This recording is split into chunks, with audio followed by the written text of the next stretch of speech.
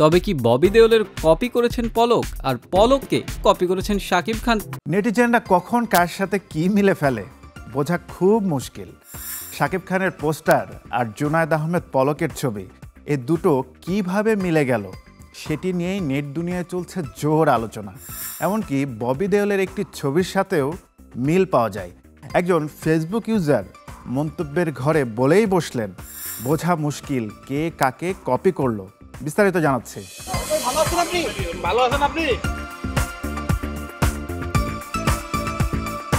17 December Awami League সরকারের সাবেক ICT প্রতিমন্ত্রী জুনায়েদ আহমেদ পলক আন্তর্জাতিক অপরাধ ট্রাইব্যুনালে হাজিরা শেষে প্রিজন ভ্যানে উঠে ভেন্টিলেটর দিয়ে বাইরে তাকান।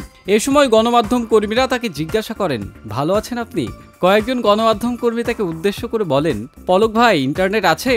এ সময় মুখে আঙুল দিয়ে কিছুক্ষণ চুপ থাকতে দেখা যায় তাকে। এরপর তিনি সাংবাদিকদের বলেন, বোবা হয়ে আছি, বোবা। আপনারা মুক্ত আছেন তো? কথা বলার সময় পলক মুখে আঙুল চেপেছিলেন, আর সাথে সাথেই সাংবাদিকদের ক্যামেরা বন্দী হন তিনি। সেই ছবি নিয়ে নেট দুনিয়ায় আলোচনা চলছেই।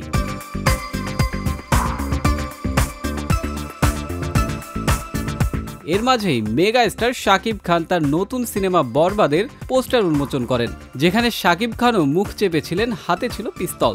বাহ, দারুণ মিল তো।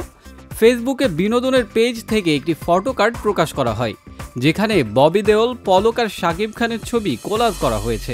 কাকতালীয়ভাবে তিনজনের ছবির ধরন একই রকম। তবে কি ববি দেওলের কপি করেছেন পলক, আর পলককে কপি করেছেন শাকিব খান?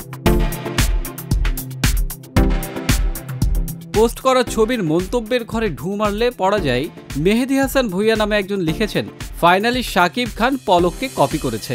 অন্তরা তালুকদার লিখেছেন, পোলাপান কেমনে সব মিলিয়ে ফেলে।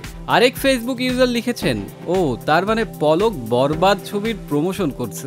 একজন তো ঝামেলায় পড়েছেন এই ফটো কার্ড দেখে, লিখেছেন, বোঝা মুশকিল কে কাকে নকল করলো।